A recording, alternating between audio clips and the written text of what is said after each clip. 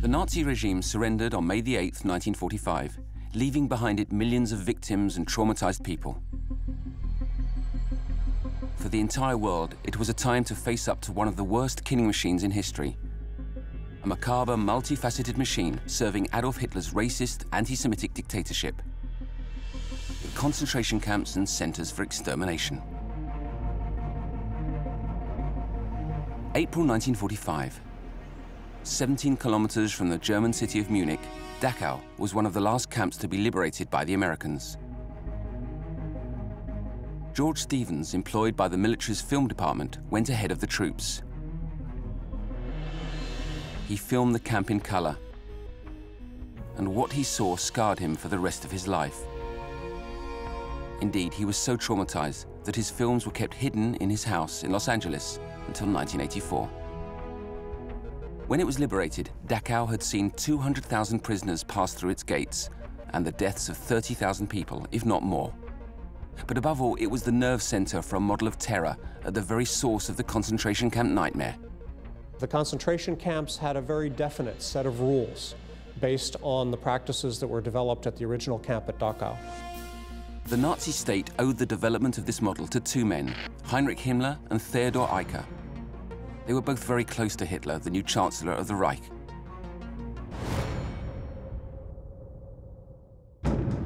March 1933. Adolf Hitler had only been in power for a few weeks, but the order had already been given to imprison the political opponents of the Nazi regime in camps. The aim of the concentration camps in '33 was to re-educate those who'd been judged as deviants.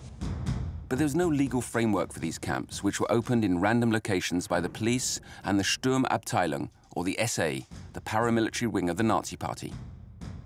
Meanwhile, the elite SS Guard was determined to end the involvement of the SA and to transform the chaotic camp system into a machine to serve the Führer. It was within this context that Dachau was created, near Munich, in the south of Germany. The place that would change the history of the concentration camps. It was the first major project of Heinrich Himmler, one of Hitler's closest collaborators and the head of the SS. Heinrich Himmler was the head of the SS. He had started life as a chicken farmer. He spent some of his time strangling chickens, so it was good preparation, you could say, for the job that he later took on. It was only in 1922 that he joined the Nazi Party, and then Hitler promoted him to be the leader of his SS. On March the 22nd, 1933, 96 prisoners were taken to the site of a disused factory. They didn't know it yet, but the plans for the camp they were about to build came from the highest levels within the Reich.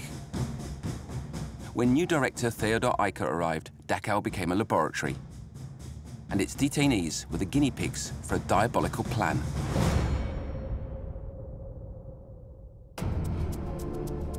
Eicher was a Nazi from the outset.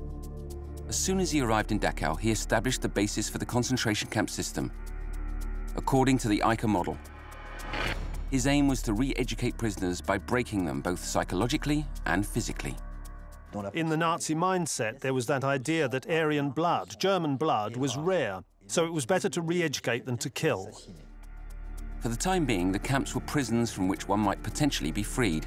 They were aimed at Germans who had strayed from the proper path. When Adolf Hitler dismantled the SA in 1934, the camps were left with a single commander, Himmler, the Führer's second-in-command. It was the SS who took over the control of the concentration camps completely, including all of the death camps in the Holocaust. In 1935, the Nuremberg laws, adopted during the annual Nazi Party conference, strengthened measures to exclude the entire Jewish population. It was at that point that the camps became an instrument of persecution. When the Nazis came to power, the first policy they introduced aimed to rid the German territory of any Jewish presence by forcing the Jews to emigrate. At that time, Jews were imprisoned on a political pretext. The extermination camps didn't yet exist. But Eicher's model was evolving. Prisoners now wore a striped uniform and cap. Thousands of times over, the men had to simultaneously remove their caps with the same gesture and slap them against their thighs. If they didn't get it right, the session could last for 3, 4, or even 6 hours. Different colored triangles were now used to categorize and rank the prisoners.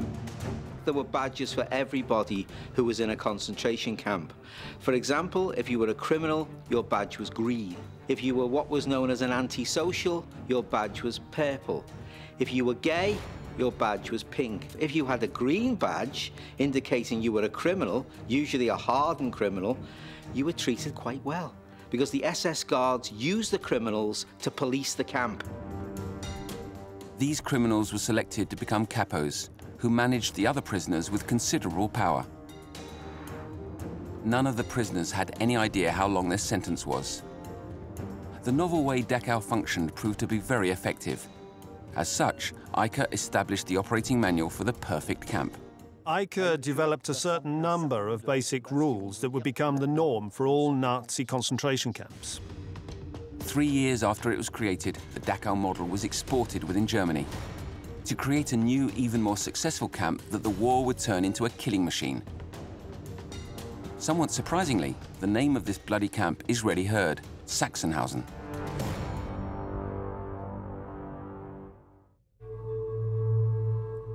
Around 30 kilometers from Berlin is the town of Oranienburg. It was home to a unique concentration camp that played a key role in Nazi persecution. The camp was called Sachsenhausen. This camp went way beyond Dachau in terms of the horror it contained. Günter Morsch, curator of the memorial, showed us around. The camp is perfectly preserved. This is Tower A, which is the entrance to what was called the prison camp. To the right, we can see 4 barracks that are connected together. Far off to the right is the wash house, and on the other side, the prisoner's kitchen. To the left is a small camp containing barracks for the Jews. Over there are the cells, and of course, a great many watchtowers. And right over there on the right, the medical facility. Until the camp was liberated in 1945, some 200,000 prisoners passed through Sachsenhausen. More than 90,000 died there. But how did this place become a symbol of the horrors of the concentration camps? In July 1936, when the first stone was laid, Berlin was celebrating, but for different reasons. The Nazis built Sachsenhausen in 1936, during the Olympic Games. While almost 2,000 prisoners were building the camp, Berlin was welcoming around 1 million foreign visitors, just 30 kilometers away from where we are now. Sachsenhausen was Heinrich Himmler's special project. He presented this camp as the most modern and the most adaptable ever built. Sachsenhausen was the first camp to be designed by an architect. The plans were drawn up to create a symbol of Nazi power, something powerful and terrifying. It would be an equilateral triangle with barracks arranged symmetrically around a central axis. Himmler's idea of modern is translated by the architectural model of Sachsenhausen. That is, a kind of geometry to evoke total terror. From a single spot on the site, they could manage all the prisoners. On the edges of the triangle, the towers each bore a letter of the alphabet. Tower A was the main entrance, but also the nerve center of the SS. On the gate, you can read the words, "Work sets you free." This phrase was found at the entrance of more camps that followed. But once through the gates, the prisoners entered hell on earth. On one side, there were disciplinary punishments. You could get up to 25 blows with a stick, but on the other, you could also be sentenced to death. The camp was initially planned for 7,000 prisoners, but it was modular and its capacity was increased exponentially over the years. The first detainees were political opponents, Jews and homosexuals. Each had their position in the camp's social hierarchy, a position justified by Nazi ideology. Right at the top of the hierarchy were naturally the German prisoners, including political detainees and criminals. At the other end were the Jews, the Gypsies, Roms, gays, and Ukrainians. Camps were run according to rules that were part of the Nazi legal system because they corresponded to the will of the Führer. Prior to the war, Sachsenhausen was a showcase camp for the Nazis.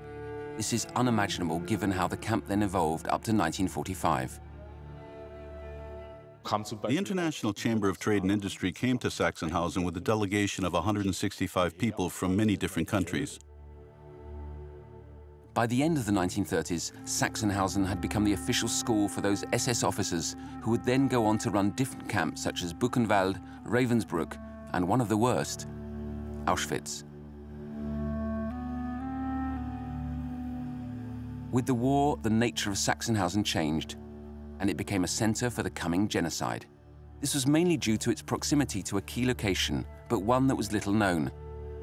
A central place in terms of the organization of the camps and the mass murders. This place, beside Sachsenhausen, was also perfectly symmetrical. It was T-shaped, T for Tod in German, or death. Himmler was convinced that the camps needed a shared management structure. In 1933, this was simply an office. 5 years later, the concentration camps inspectorate set up shop in a huge building beside Sachsenhausen. T-building, as the Nazis called it.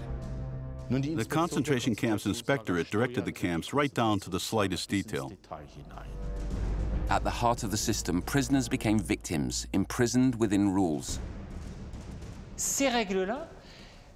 These rules were so tough, setting prisoner rations to the nearest gram and enforcing labor for 12 hours a day, that they worked prisoners to death. The inspectorate soon became a central organization.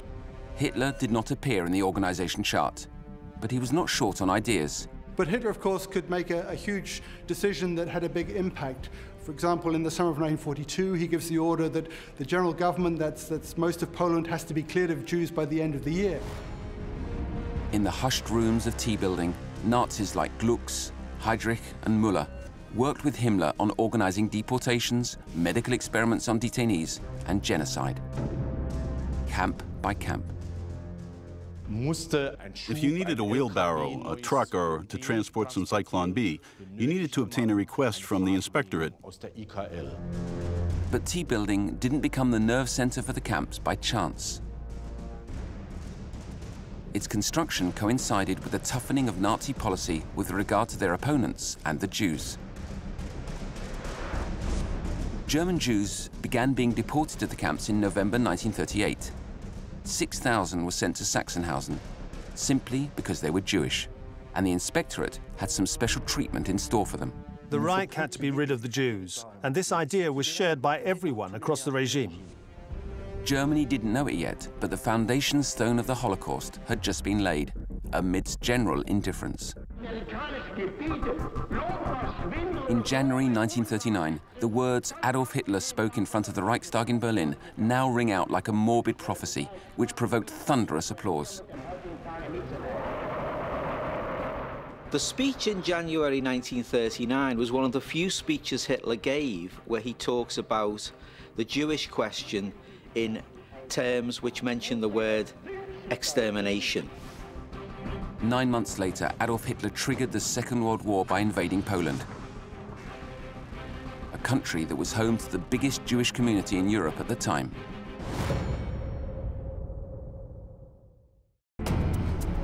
October 1939. The Nazis set up the general government in the annexed territory of Poland. But just when Hitler wanted to rid Germany of any Jewish presence, he found himself with 2 million Jews to manage in this new territory. It would be a systematic problem for the Nazis. The flip side to their territorial victories was the problem of the Jewish people who lived in those places. Immediately, the Reich mobilized every means at their disposal to deal with the Jewish question. But no satisfactory solution emerged.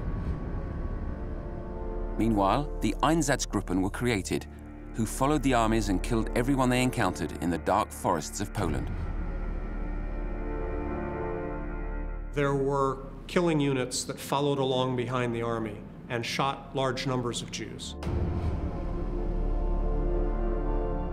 It was decided to place the Jews from occupied territories in ghettos to isolate them from the rest of the population. We define ghettos as places where Jews were held as a sort of ad hoc measure when the Nazis did not yet know exactly what to do with them. Everyone knows about the Warsaw Ghetto because it was so huge and had a very high death rate. The latest research shows that almost 12,000 ghettos were created between 1939 and 1945. In these ghettos, the Jews were enrolled in enforced labor schemes. Many died from epidemics and famines. Some were murdered to set an example. Operation Reinhardt, the code name given to the extermination of all the Polish Jews, had not yet been launched, but it was being developed. The Reich was already testing a special system for gassing a particular population. Its code name was Operation T4. This was the starting point for what history now calls the gas chambers.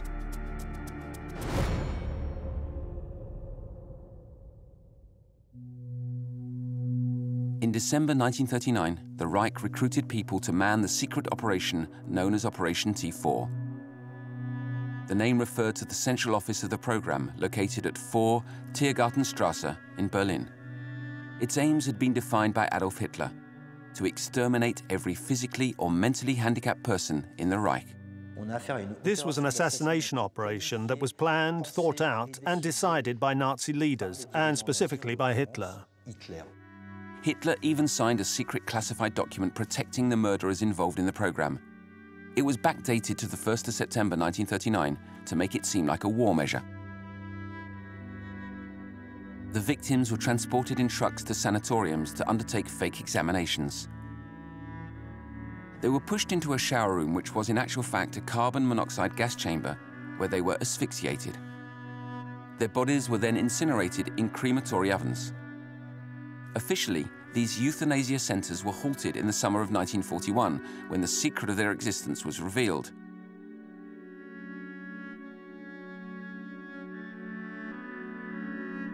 But in actual fact, the T4 program continued in secret until 1945, killing perhaps as many as 300,000 people. And many of the sorts of techniques that ended up being used in the Holocaust were used in the T4 program, and many of the people who participated in the T4 program ended up in the death camp. So it was like a training ground, really, for the final solution. The medical personnel didn't know it yet, but these killers had just provided the answer to the Jewish question the Reich had been pondering. The final solution was in place. April 1940. A new camp was opened in Poland, in a deserted military base. Precisely here, on this area, before the war existed the Polish military barracks. After the September campaign in '39, when Poland was invaded, so these barracks were empty simply. This town wasn't chosen at random. It was at the center of Europe. The town was Oswiecim, in German, Auschwitz. The first camp at Auschwitz wasn't designed to implement the final solution, but to imprison the Polish intelligentsia. Initially, Auschwitz had nothing to do with the final solution or the Jews. It was a concentration camp that was created within a very particular context, that of the German colonization of Eastern Europe. So how did this ordinary camp evolve into a center for slavery and killing that would eventually become a symbol of the Holocaust? Its destiny was closely connected to that of its director, Rudolf Höss, an SS officer trained at Sachsenhausen and a disciple of Eicher. Höss considered himself to be, and indeed was, a student of Eicher's. And if you look at his memoirs, he continually refers to what Eicher instilled in him. Auschwitz, with its room for 10,000 prisoners, was the biggest camp ever opened. In 1940, it had 20 brick barracks, including 14 single-story ones. New floors and buildings would gradually be added. Rudolf Höss immediately began applying Eicher's rules there. The first 30 prisoners at Auschwitz were German criminals who came from another camp, Sachsenhausen, and who were sent to Auschwitz to set up the internal administration of the camps, the administration of the prisoners who'd run the place. Among these criminals recognizable by their green triangles, the SS named block chiefs and capos to direct the commando labor gangs. Auschwitz is a huge place made up of numbered blocks where the prisoners squeezed into at night. They slept on straw mattresses on the ground or on wooden beds, sometimes 3 to a bunk. The sanitary facilities were rudimentary. Over the years, these conditions deteriorated. Auschwitz had up to 20,000 prisoners by 1942, crammed into a section of the 28 blocks that made up this 20 hectares site. The living conditions, the working conditions were so hard, so harsh, that even except from the mass extermination, even without gas chambers, the normal, everyday mortality rate was extremely high. The prisoners' clothes were soon filthy and full of bugs.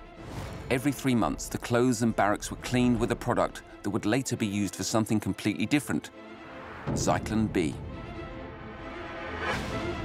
From 1940 to 1945, more than 1.1 million people died in Auschwitz. 90% of them were Jewish.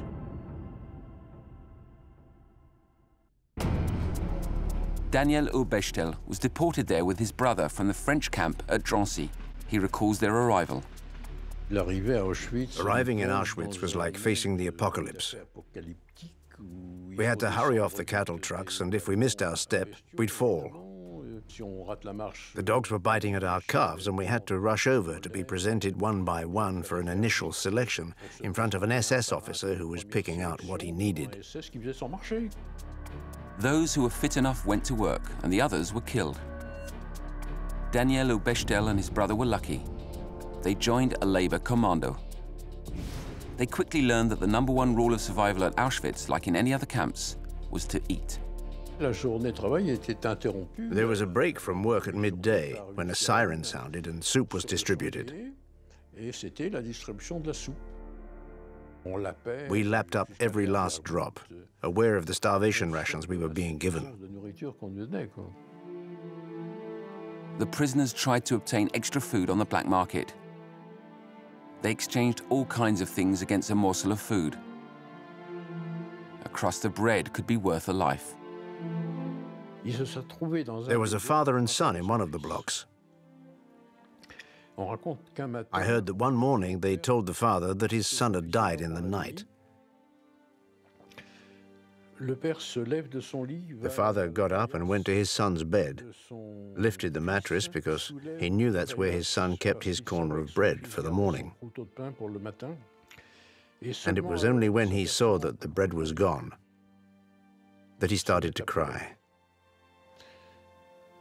I don't know if he cried because the bread was gone or because his son was dead.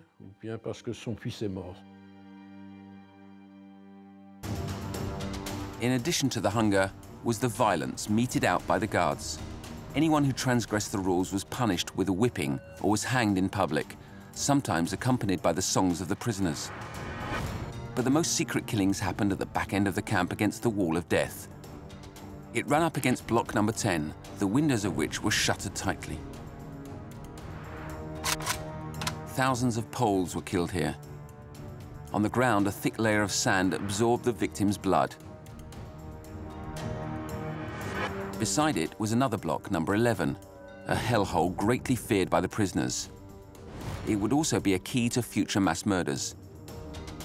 Because in the spring of 1942, Auschwitz's destiny became far more horrific still.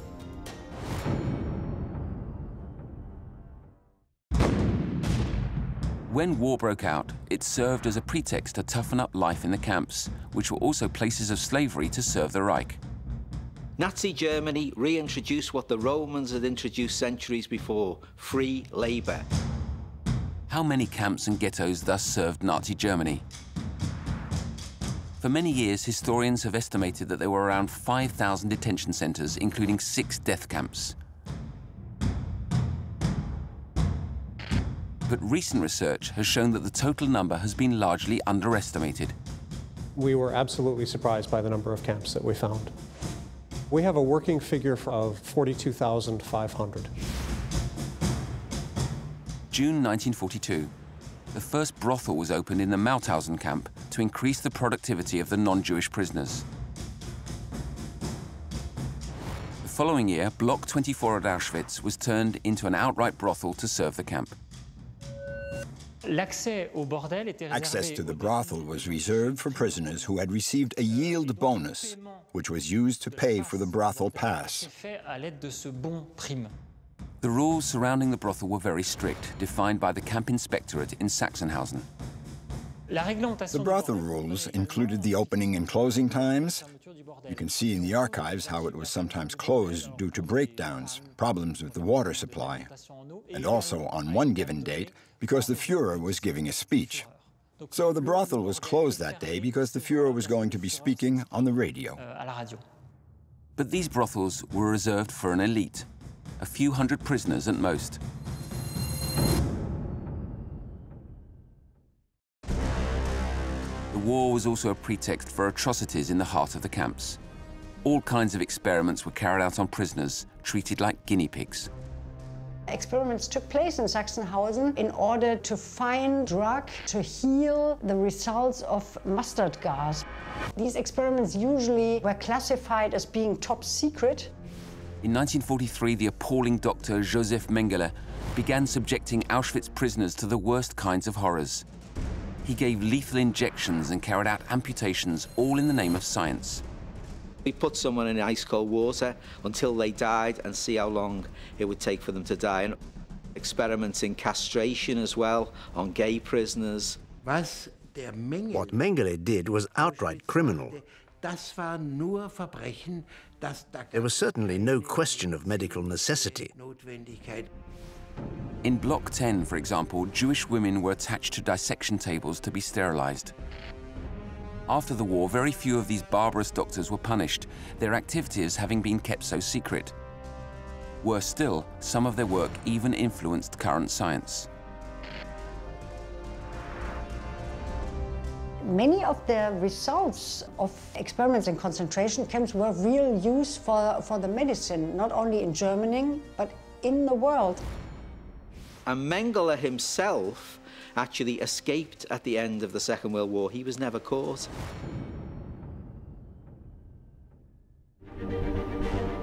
In June 1941, the biggest German military operation of the Second World War began.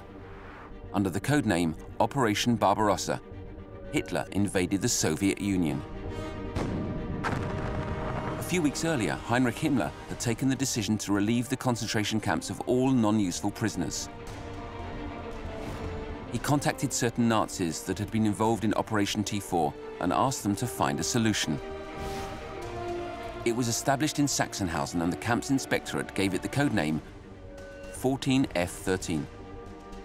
In April 1941 started the 14F13 campaign. 14F13 was an abbreviation. 14F meant killing in concentration camp, and 13, the number 13, meant by gas. 269 prisoners were selected from Sachsenhausen and then taken to Operation T4 euthanasia centers to be gassed with carbon monoxide. Similar operations took place in other camps, including Auschwitz and Mauthausen. From the end of 1941, Auschwitz concentrated on killing those prisoners who were unable to work and Jews from forced labor camps. For the moment, Auschwitz had still not become a mass extermination center. More surprising, perhaps, is that when Himmler ordered the construction of the Auschwitz II camp in the village of Birkenau in the spring of 1941, a decision had still not yet been taken on the fate of the Jews. When the Nazis planned the invasion of the USSR, Himmler gave the order to build a new camp at Auschwitz, not a camp for 10,000, as had been the case in early 1940, but a camp that would very quickly hold some 200,000 prisoners. Birkenau was just a camp for Soviet prisoners. Located just 2.5 kilometers from the main camp, it sadly left its mark as the biggest Nazi killing machine in history. Its final configuration covered 170 hectares, surrounded by 16 kilometers of electrified barbed wire. But how did this prison become a center for slaughter? To understand, we must travel 800 kilometers from here to Minsk, the capital of Belarus.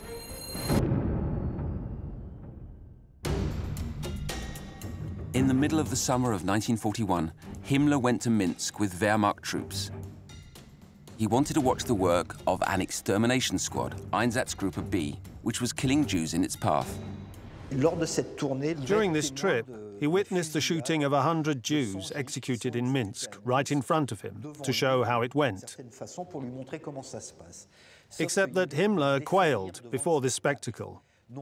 Not because he was traumatized by the fate of the Jews, but because killing men and women is an unpleasant job for an executioner. So Himmler asked Berlin to find a solution as quickly as possible. The aim was to kill large groups while protecting the soldiers whose job it was to kill them. The Germans are starting to figure out that shooting doesn't work so well. It's too public. It's too hard on the shooters, it's too difficult to keep it a secret, and logistically it's too difficult. It's easier to set up extermination centers and bring the Jews to them. The SS considered various options and tried various methods, eventually settling on gassing as used in the T4 program. Meanwhile, in Auschwitz, Rudolf Höss's assistant, Karl Fritsch, noted the precautions being taken with a product used to disinfect the barracks in the camp. Zyklon B. It's an extremely toxic recipe that kills when it is inhaled. Höss was on vacation and Karl Fritsch was free to do as he pleased. So he tried it out on the prisoners. This was in September 1941. This insecticide was tested on a few hundred Polish and Soviet detainees who were at Auschwitz, in the basement of Block 11. Block 11 was an institution in Auschwitz feared by all. Isolated from the rest of the camp, it was used as an internal prison, but also as a place where rebellious prisoners were tortured. In the cellars of Block 11, Fritsch's first gassing with Zyklon B was a great success. These people were murdered in the basement of Block number 11 with Zyklon B, and that was the first test, first trial.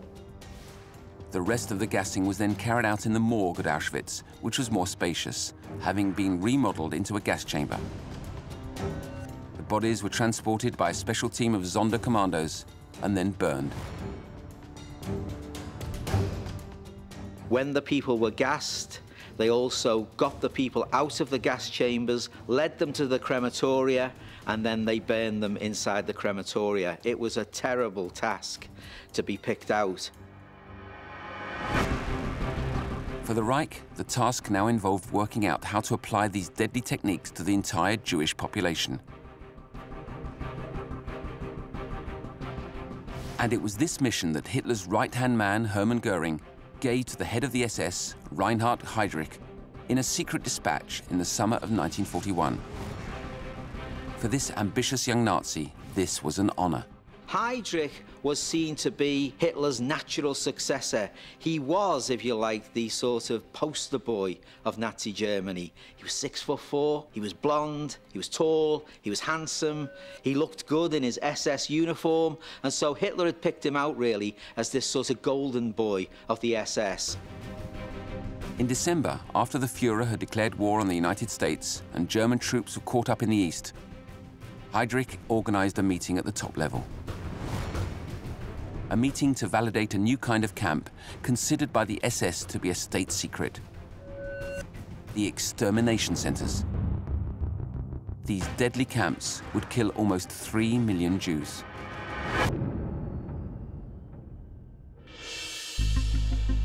January 1942. A big house in the Wannsee neighborhood of Berlin was chosen as the stage for a morbid, top-secret meeting organized by Reinhard Heydrich. The Wannsee Conference. The conference had been planned and prepared in the utmost secrecy. We know, thanks to some of the participants, that there were just 1 or 2 secretaries, suggesting that the participants were carefully handpicked. Before Heydrich, and on the request of both Göring and Hitler, 15 or so Nazi dignitaries had to answer a single question: how to permanently rid the Reich of all Jews. This was Heydrich's opportunity to pull in representatives of other bureaucracies within the regime and explained to them that they were going to physically exterminate the Jews, and everyone was to report to him. Es muss schon eine Konferenz gewesen sein. It was a conference at which the question of genocide was openly debated, where they got right to the point. Argumentiert hat. Heydrich's discourse was a veritable plea because he needed the cooperation of all the men present in the room.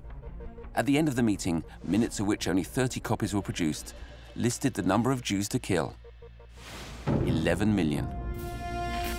Auschwitz thus became the camp where Jews from Western Europe were brought together and exterminated. The Jews in occupied Poland were deported to 3 other death camps.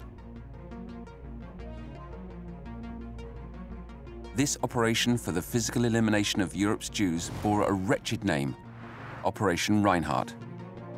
The camps in Operation Reinhardt were specifically designed to kill the prisoners in less than 3 hours after their arrival. In eastern Poland, the towns of Belzec, Sobibor and Treblinka were selected to host 3 death camps as part of Operation Reinhardt.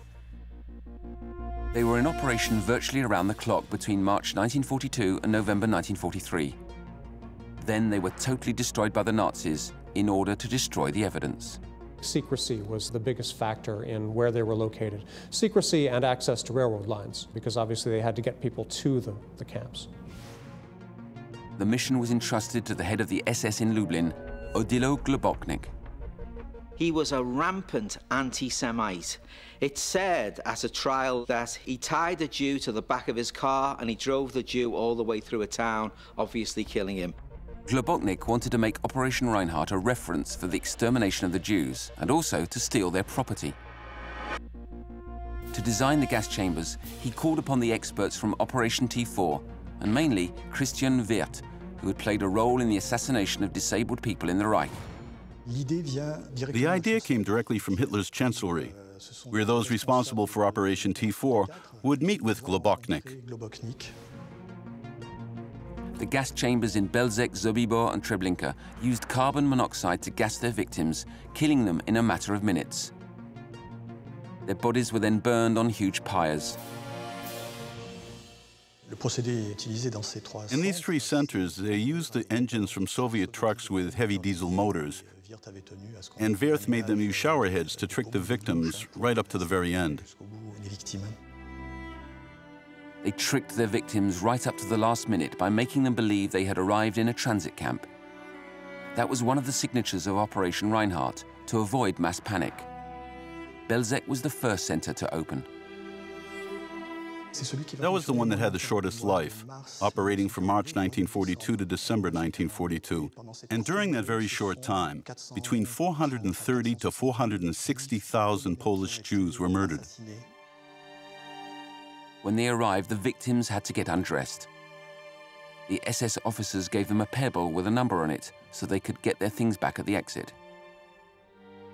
But there was no selection, and all the prisoners were systematically dispatched to the gas chambers.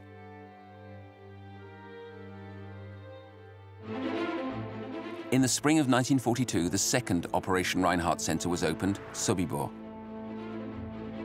There, 250,000 people, including French people from Drancy, were murdered. Nothing remains today of the camp, so determined were the Nazis to hide their crimes.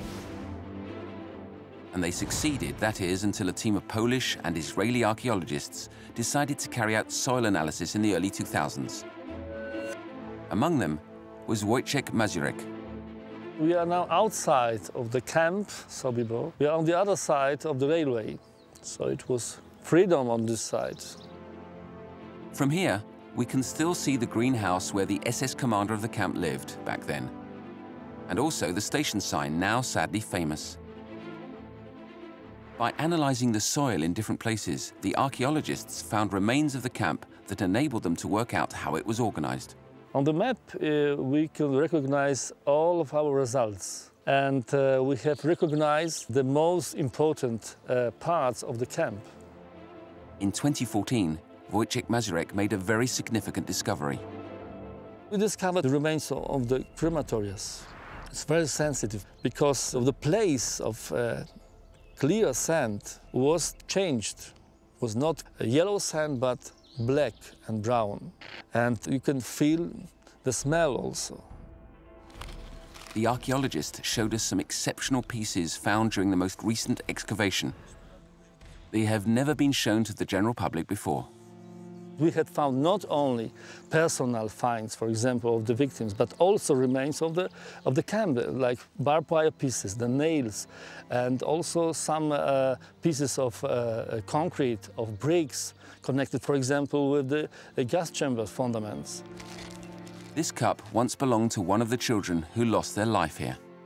So before the Second World War, it was also the sign of the kids. You can see here, came with the victims from France, from Drancy. Coins, jewelry, little bottles of perfume. All these objects belong to men, women and children who thought they'd arrived in a transit camp. More moving still are the things that were forgotten or deliberately hidden by the Sonder commandos, like these gold teeth. Just more proof of Nazi barbarism. 1.6 million Jews were killed in the 3 Operation Reinhardt centers. In this macabre operation, they were helped by another nearby camp in Majdanek, which became a death camp at the end of 1942. On his own initiative, without being requested by Himmler, Odilo Globoknik created 3 gas chambers in the Majdanek camp. Before entering the gas chambers, the victims were bundled into real showers. This allowed the SS to pick out those in better health who could work. The rest were gassed with carbon monoxide or Zyklon B. On the 4th of June 1942, Reinhard Heydrich had died. He was murdered. And it was in homage to him that Operation Reinhardt bore his name. On November the 4th, 1943, Globoknik wrote to Himmler. He congratulated him on seeing the project through to the end and destroying all the camps. Belzec, Sobibor and Treblinka were wiped off the map. But the massacre was far from finished, because in the west of Poland, the Auschwitz complex had been transformed. The second camp of Auschwitz-Birkenau had become a death camp.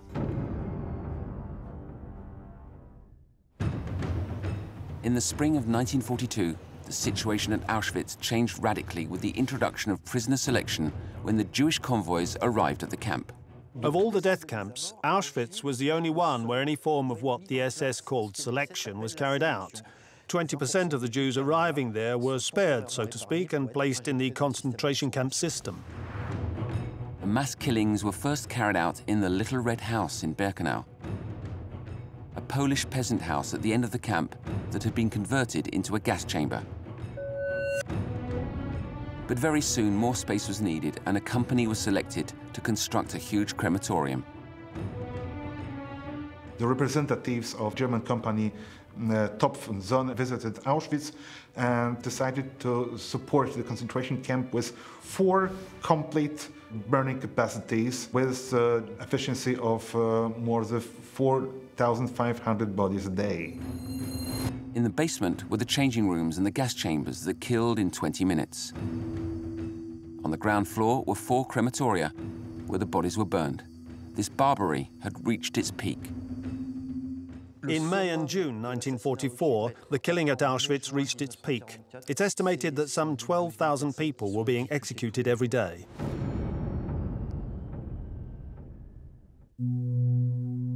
Thomas Bergenthal was only 10 when he arrived in Auschwitz with his parents. His memories are very clear, and he wrote them down in a book, A Lucky Child, that has been translated into a dozen languages. I do remember the train to Birkenau. They told us that we were all going towards Germany to work. And my father, who knew that area very well, said for a while, oh, they are right, we're going towards Germany. And then at one moment he said, no, they've turned and we're going to Auschwitz. Thomas had come from a labor camp and no selection was made on his arrival. He was separated from his mother and entered the huge complex of Auschwitz-Birkenau with his father. There was a table with 2 or 3 people sitting at the table who were doing the tattooing. I was walking ahead of my father, so my number is B2930 and his B2931. He remembers the pain, the hunger, and the horror of the crematoria from the time he spent there. The smoke going out of the crematorium was there all the time. So you knew that that's where people were dying. Thomas Burgenthal was reunited with his mother in 1946. 70 years later, the emotion is still too strong for him to be able to talk about it. My mother only survived, my father did not. But I'd rather not talk about it because to this day, I cannot talk about it. It was so special. Researchers have found 6 death camps, including Majdanek and Chelmno, a center that was opened before Operation Reinhardt in the north of Poland, using mobile gas trucks to kill. But another needs to be added that history had forgotten, that of Mali Trostenets in Belarus, which had some 60,000 victims. But how many were killed in total? Historians will never be able to provide an accurate answer to that question. Of course, we don't know everything, but we aren't able to find out more. There's nothing, not now, not in the future, that could change the image we now know only so well. It's estimated that more than 3.5 million victims died in the Nazi camps, including just under 3 million Jews. In the spring of 1944, the Nazis, caught in a vice by the approaching Allied forces, ordered the evacuation of the camps and the start of the death marches. Thousands died because it was determined that no prisoner should fall into enemy hands. Those who were too sick or weak to continue were left where they fell, sure to die, as the Allies moved ever closer.